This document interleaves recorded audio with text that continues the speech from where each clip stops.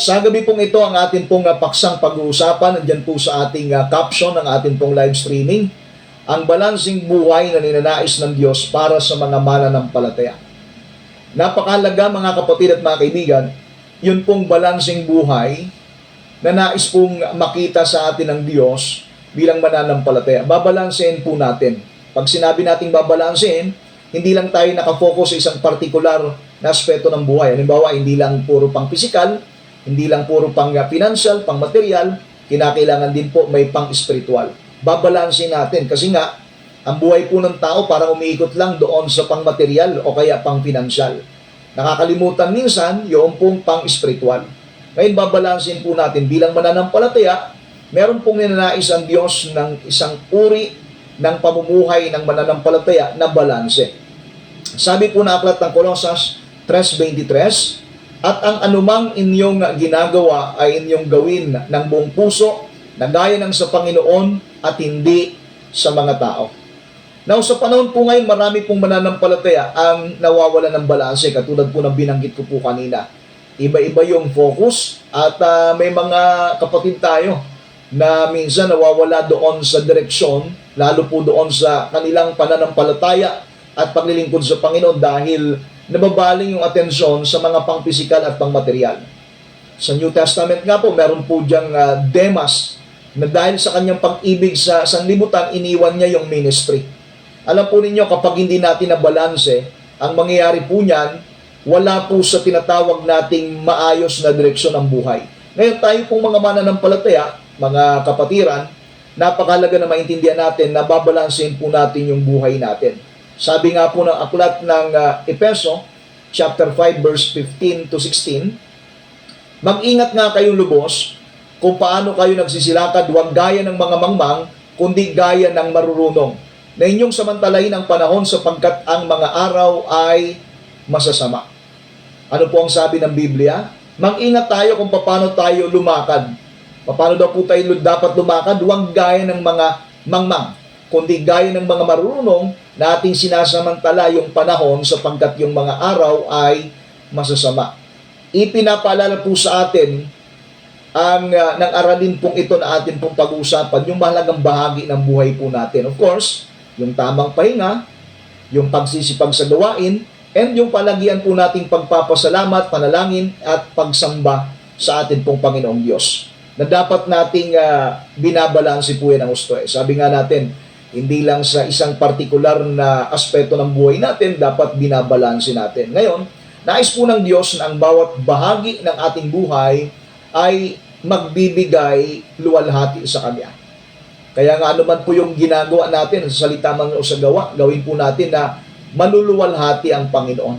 Yan yung bottom line ng atin po ng mga iba't ibang gawain o gampanin. Ibig sabihin, naluluwalhati ba ang Diyos sa aking ginagawa? Yun po yung tanong na dapat nating tatanungin sa atin po ng mga buhay. Lalo tigit, meron tayong mga gagawin, ano? Yung gagawin mo, sasabihin mo, yan ba ay makapagbibigay ng kaluwalhatian o kapurihan sa ating Panginoon? Kapag alam natin hindi makapagbibigay ng kapurihan, kaluwalhatian sa Panginoon, it's better to stop it. Dahil kapag hindi maluwalhati ang Panginoon, ibig sabihin pwede po mapigati ang ating dakilang Panginoon. Ngayon, pag-usapan po natin yung unang aspeto, itong magpahinga ng may layunin. Pag pinag-usapan natin pagpapahinga, of course, matulog upang lumakas. Napakalaga po nung tamang pagtulog Alam po ba ninyo kapag nandun po yung kulang tayo sa pagtulog, ano?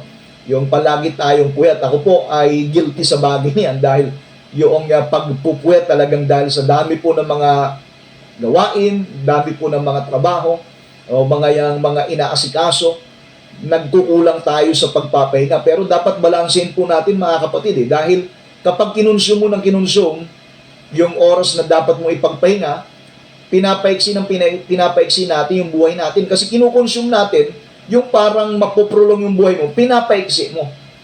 Kaya, number one, magpahinga ng may layunin, matulog upang mapalakas. Hindi po nilikha ng Diyos ang tao upang magtrabaho at walang pahinga. Wala pong ganoon Kasi bilang tao talaga napapagod tayo. Yung mga sasakyan nga, kinakailangan mong pahinga yan. Pag hindi nagpahinga yan, mag-overheat yung makina. Ang sapat po na pagtulog ay bahagi ng disenyo po ng Diyos sa atin. Yan po ay bahagi, kumbaga parang nagre-recharge tayo. Yung cellphone, yung mga gadget natin, kapag nalolobat, sina-charge. Yung atin pong pag-charge ay sa panahon na tayo ay nagpapahinga. Kaya napakalaga ng pagpapahinga. Ibig sabihin, huwag nating abusuhin yung ating katawan. Ang pahinga po ay nagpapalakas. Kapag tayo ay nagpapahinga ng maayos, nagpapahinga po tayo ng tama, mas nagiging handa tayo sa paglilingkod at pagtupad ng ating mga tungkulin. Di po ba mararamdaman natin yan? Kapag maayos ang iyong pagtulog, nasa kondisyon ka. Alert ka, at the same time, handa ka sa iba't ibang tungkulin o gampanin mo sa buong maghapon.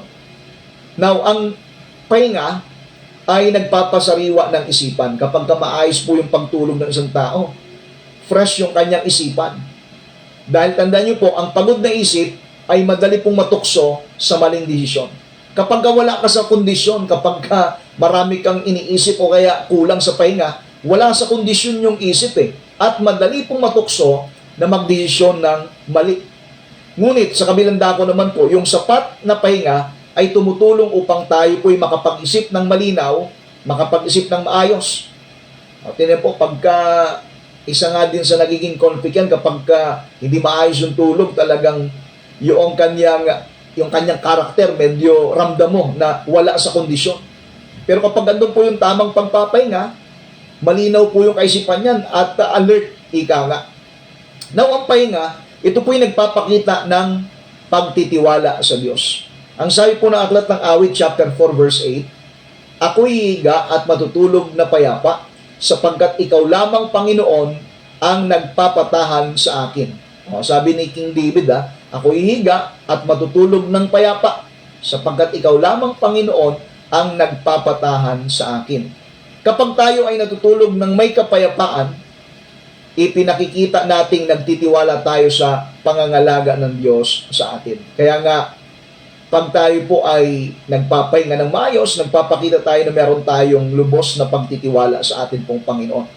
Ngayon, tingnan niyo po yung mapurol na palakol, nangangailangan po yan ng iba yung lakas upang makaputol ng kahoy, di ba? Pagka mapurol yung palakol, talagang yung puwersa mo, ubusin mo dyan para makaputol ng kahoy. Yung sapat na tulog ay parang nagpapatalas po ng kasangkapan para mas maging mabisa sa gawain. Kaya mapapansin po ninyo, may mga tao na kapag kulang sa pahinga, kulang sa tulog, para po bagang mapurol. Para po bagang hindi effective yung kanilang mga ginagawa kasi nga may kulang.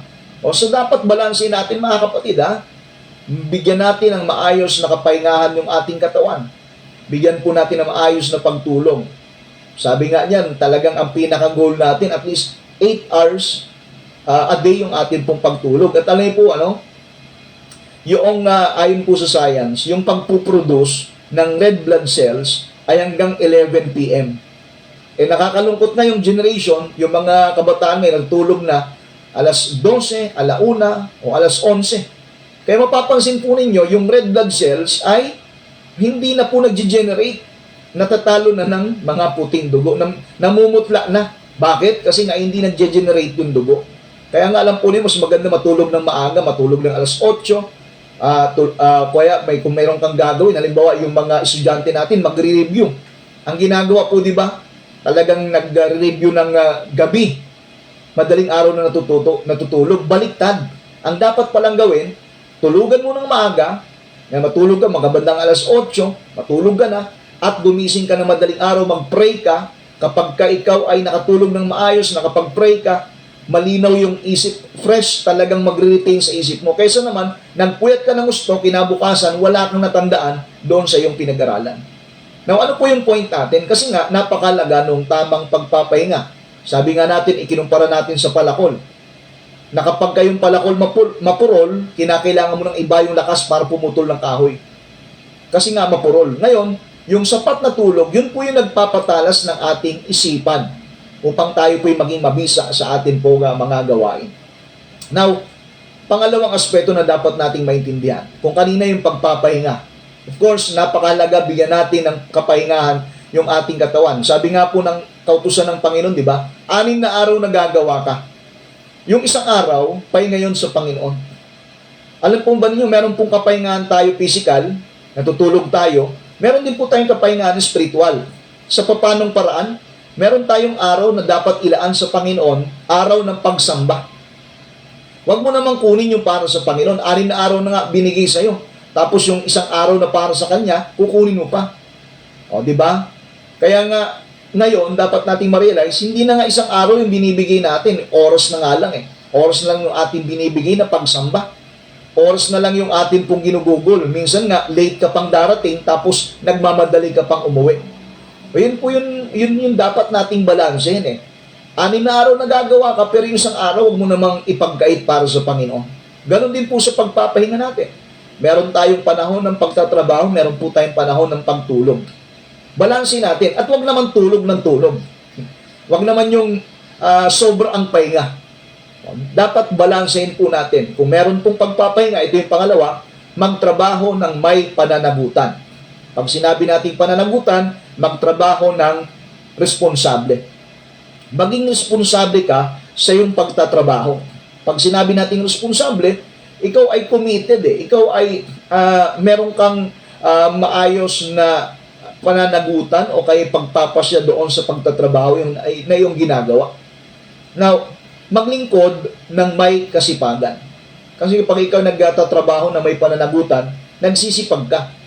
Hindi ka lang nagsisipag dahil nandyan yung amo mo, nandyan yung boss mo, nagsisipag ka dahil meron kang pananagutan.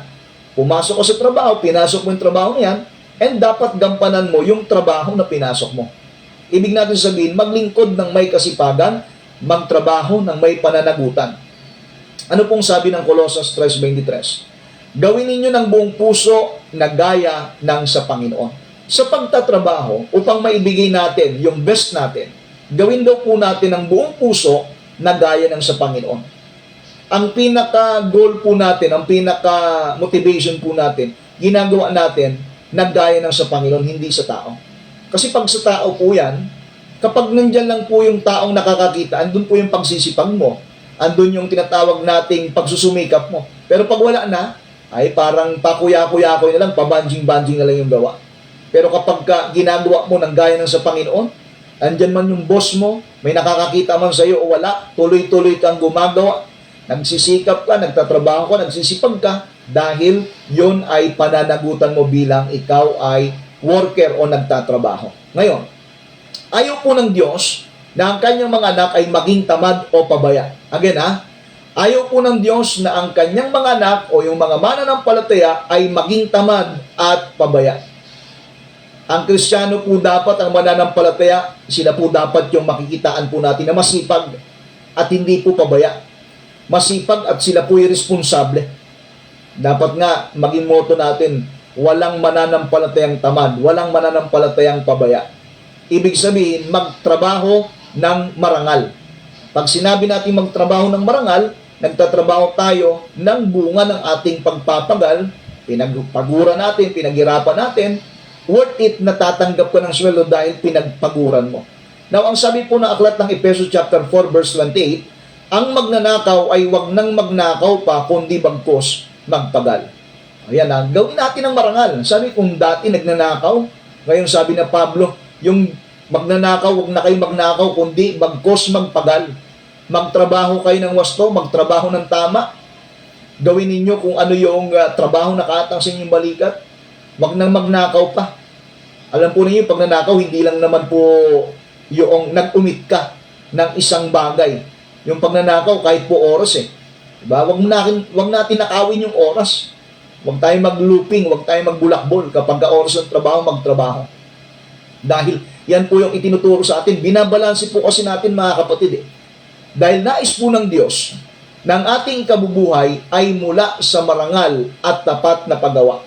Ang sarap yung ating ipinapakain sa mahal natin sa buhay ay bunga ng ating pagpapagal. Bunga ng ating pagsusumikap. Bunga ng pagtatapat natin. Masarap ipakain po yun sa pamilya. Hindi dahil sa hindi mo nakamtan dahil sa panluloko, pandaraya, hindi ka nalamang ng kapwa.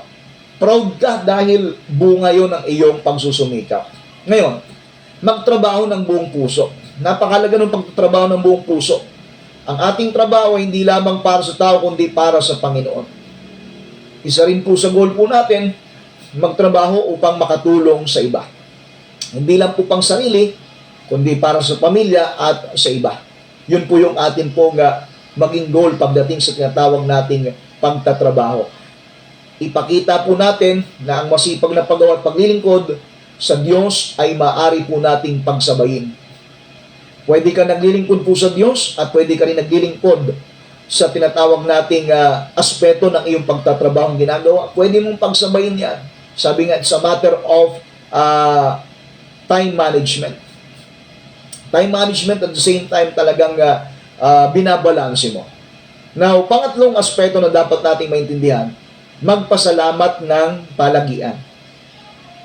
Balansin po natin, huwag tayo puro negative. Mahalaga na may negative man, pero magpasalamat tayo.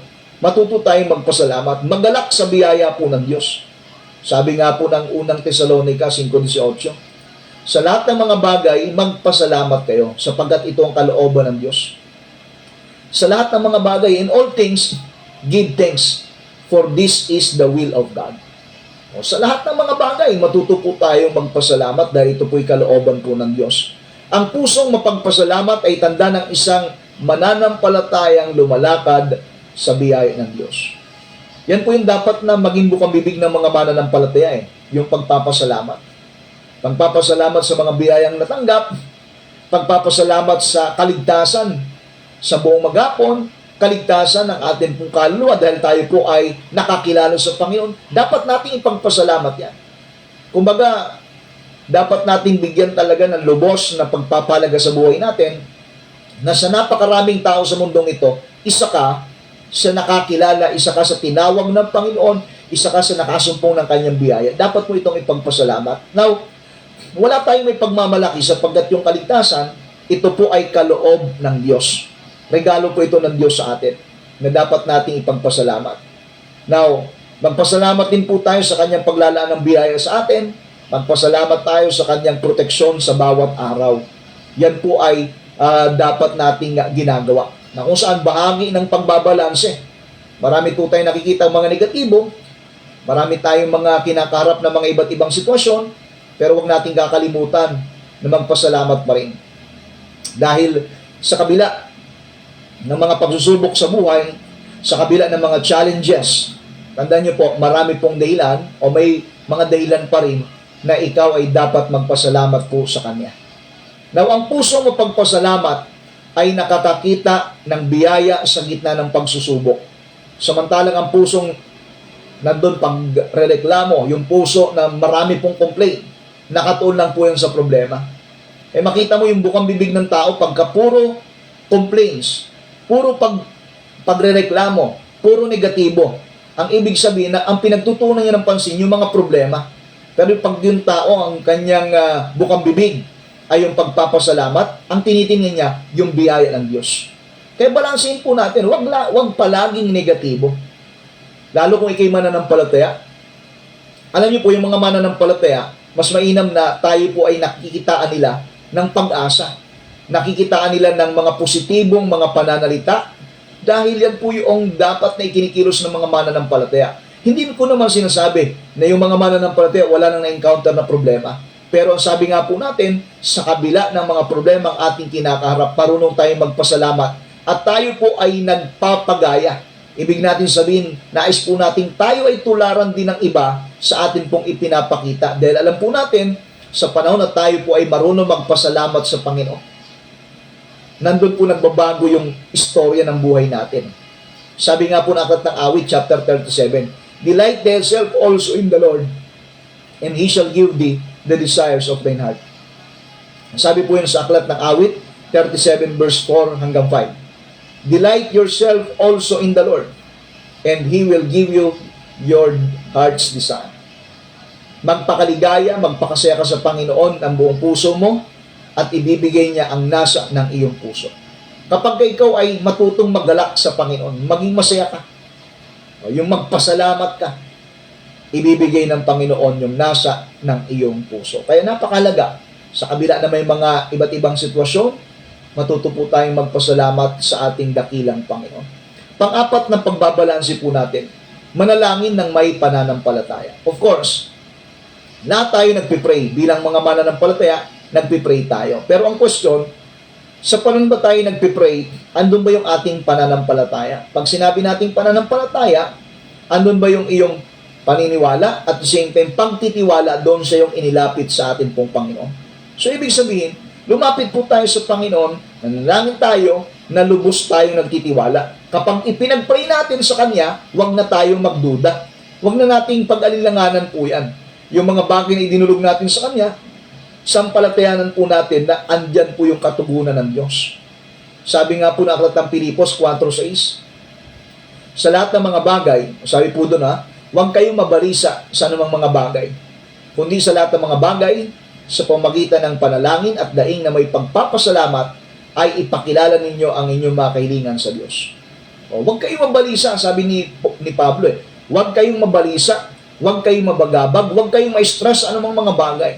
Sa halip, sa lahat ng mga bagay, sa pamamagitan. Yan po yung panglaban po natin Lahat ng mga stress na iyong nasasuffer, sa lahat ng mga bagay, sa pamamagitan ng panalangin at daing na may pagpapasalamat. Alam po niyo, maganda nating dinadaingan ay wala pong iba kundi ang atin pong Panginoon. Minsan kung kanino nito na nadaing ka sa barangay, nakikipagtalo ka pa sa mga barangay officials, nakikipagtalo ka pa sa konsyal, nakikipagtalas-tasan ka pa sa mga post sa social media, andun dinadaing mo ng gusto. Kumbaga na-expose yung iyong problema sa madlang people. Pero alam niyo po ba, ang tama pong pagdaingan natin ang Panginoon. Dahil ang sabi po ng talata, sa lahat ng mga bagay sa pamagitan ng panalangin, daing na may pagpapasalamat, ipakilala. Sabihin na po natin sa Panginoon yung ating mga kahilingan. Now, ang panalangin ay hindi lamang paghiling, kundi pakikipag-ugnayan sa ating Ama sa Langit. When we pray, we connect ourselves to God. Nagkakaroon tayo ng magandang connection. Inaayos natin yung ating access sa Panginoon. Yung ating access, yung ating connectivity sa Panginoon. Kaya natin yun po, minsan, wala po tayong maayos na connection sa ating pong Panginoon because we do not pray properly. Hindi tayo nagpipray ng maayos. Kaya wala pong maayos na connection sa Kanya. Wala tayong maayos na access because we do not pray properly. Kaya, balansin po natin mga kapatid. Huwag tayo puro negative lang, huwag tayo puro trabaho lang, huwag po kung anong mga pang-material, pang-pinansyal na bagay. Meron din po tayong dapat palagahan. Of course, yung atin pong Panginoon. Manalangin po tayo na may pagpapasalamat. Manalangin po tayo na hindi lang tayo basta dumadaing, tatapusin po natin ang pagpapasalamat. Dahil ang tunay na panalangin, ito po ay may kasamang pagkilala sa kabutihan ng Diyos. I remember yung akin pong anak na bunso. Pag gabi na, siya po yung pinaglilid ko ng prayer. Sabi ko, nak, mag-pray ka na. Pag nag-pray siya, sabi niya, Lord, bigyan mo po kami ng bahay, bigyan mo po ako ng kotse.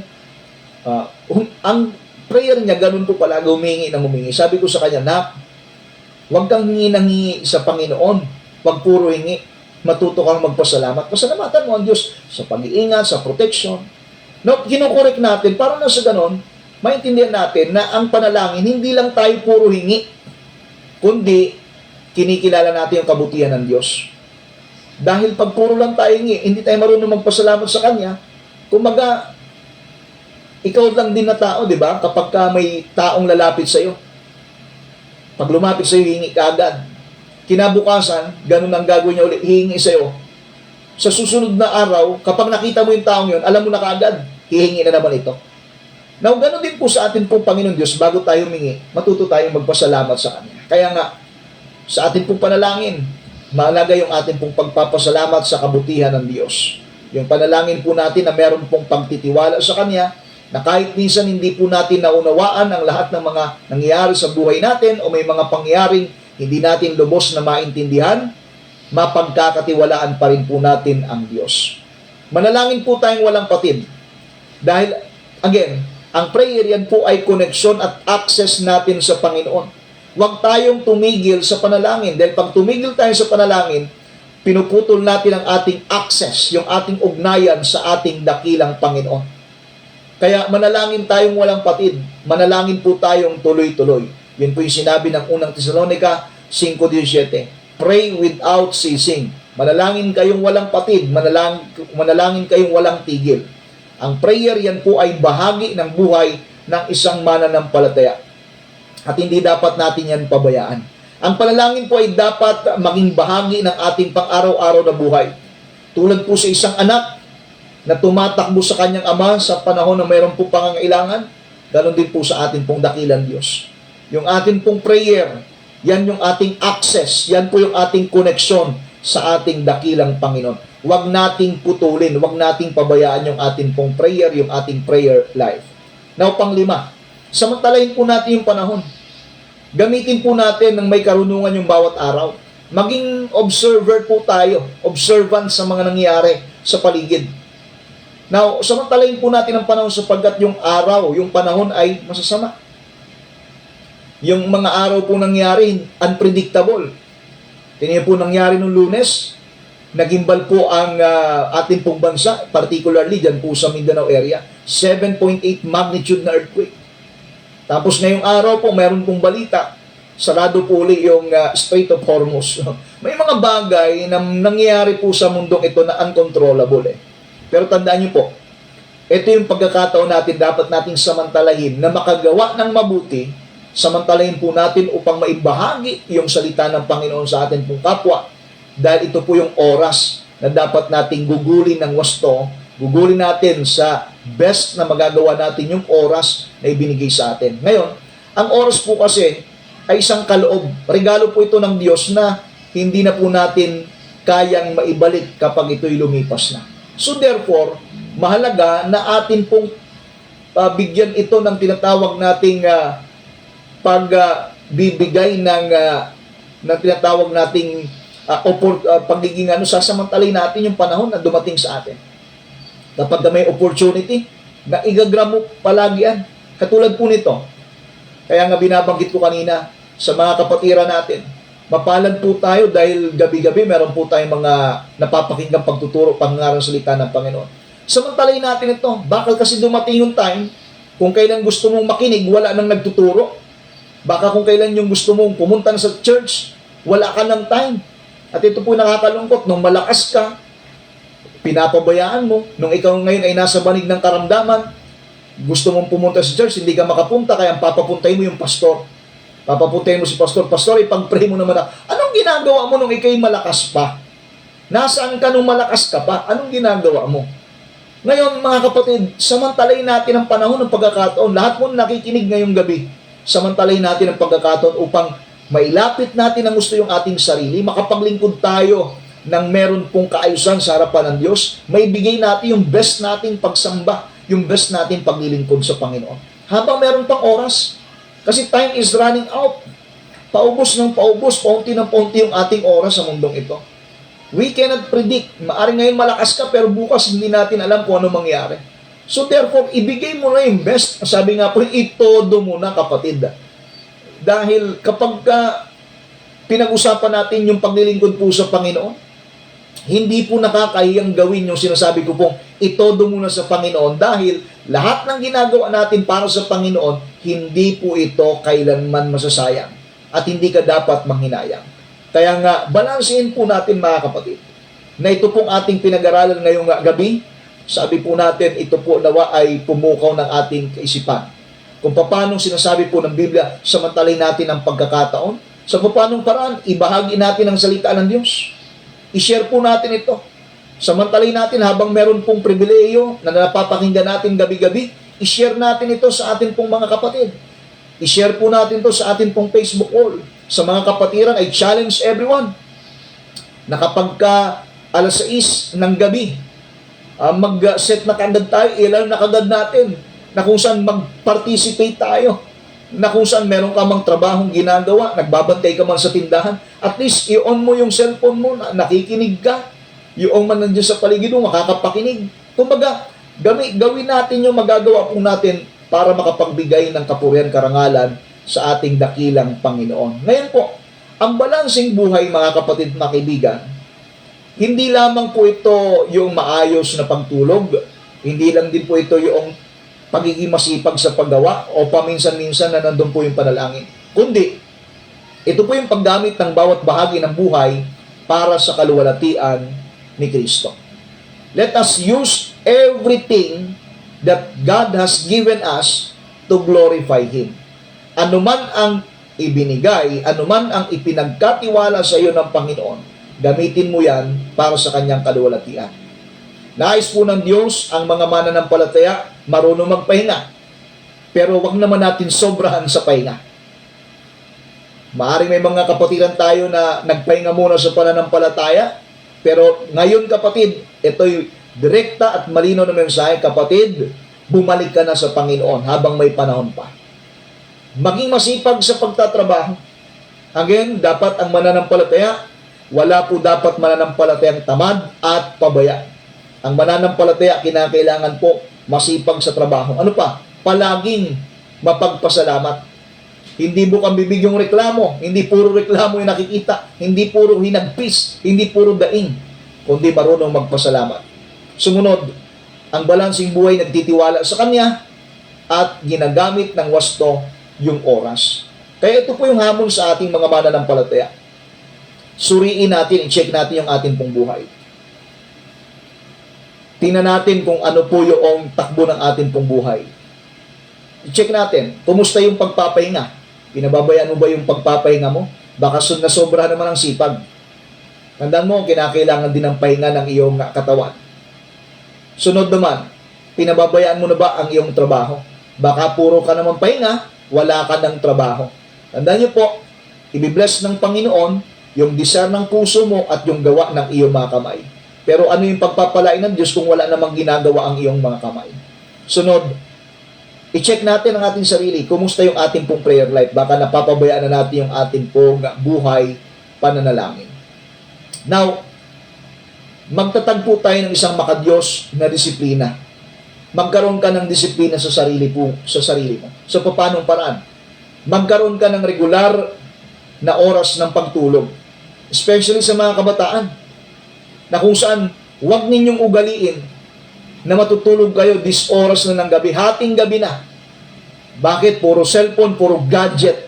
Wala nang maayos na pagtulog.